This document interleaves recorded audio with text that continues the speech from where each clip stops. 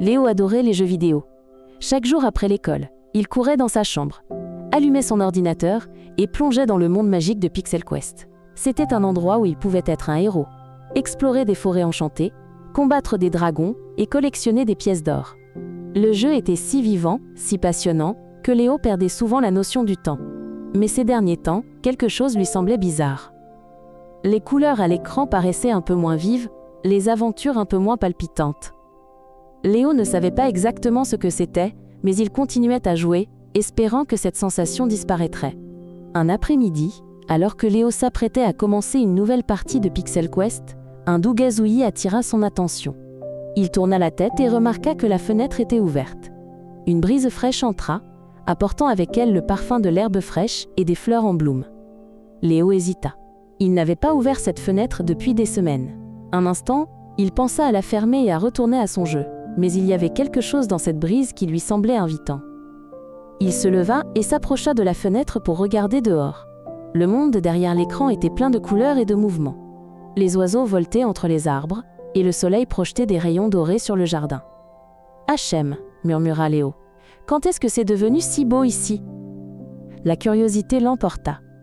Léo enfila ses baskets et sortit pour la première fois depuis une éternité. L'herbe était douce sous ses pieds, et l'air était chaud. Il se promena dans le jardin, où sa vieille balançoire se dressait, ses chaînes rouillées mais toujours solides. Léo poussa doucement la balançoire, qui grinça en se balançant d'avant en arrière. Il sourit. Cela faisait des années qu'il avait plus joué. La simple joie de se balancer lui semblait différente de l'excitation de ses jeux vidéo. C'était plus calme, plus lent, mais d'une certaine manière plus réel. En explorant plus loin, Léo se retrouva sur un chemin familier menant au parc du quartier. Enfant, il y allait souvent, mais il ne l'avait pas visité depuis longtemps. Le parc était exactement comme il s'en souvenait, luxuriant et paisible, avec une aire de jeu, un étang et de nombreux coins ombragés pour s'asseoir et se détendre. Léo s'assit sur un banc sous un grand chêne et observa le monde autour de lui. Un écureuil traversa le chemin, cherchant un gland. Des canards nageaient paresseusement dans l'étang, leurs plumes brillant au soleil. Léo ressentit un calme qu'il n'avait pas connu depuis longtemps. Alors que Léo était assis sur le banc, il entendit des rires. Un groupe d'enfants était arrivé à l'aire de jeu, leur voix résonnant alors qu'ils grimpaient, se balançaient et glissaient. Léo les regarda un moment, un sentiment étrange lui serrant la poitrine. Il se souvint de l'époque où il jouait ainsi, insouciant et plein d'énergie. À cette époque, le monde réel lui semblait aussi magique que n'importe quel jeu vidéo. Quand cela avait-il changé ? Quand avait-il commencé à passer tout son temps devant un écran ? Sur le chemin du retour, Léo remarqua la vieille cabane dans l'arbre du jardin de son voisin. C'était autrefois son endroit préféré, une cachette secrète où il pouvait s'imaginer en pirate, chevalier ou explorateur. Léo grimpa à l'échelle de corde et jeta un coup d'œil à l'intérieur. La cabane était poussiéreuse et pleine de toiles d'araignées, mais elle semblait toujours spéciale. Il s'assit et regarda par la petite fenêtre, observant le monde en dessous. Pour la première fois depuis longtemps, il se sentit vraiment présent, comme s'il faisait partie de quelque chose de plus grand. Alors que le soleil commençait à se coucher, Léo rentra chez lui. Le ciel était un chef-d'œuvre de couleurs, et l'air était rempli du chant des grillons et du bruissement des feuilles. Il s'arrêta un moment pour tout contempler, ressentant une profonde gratitude.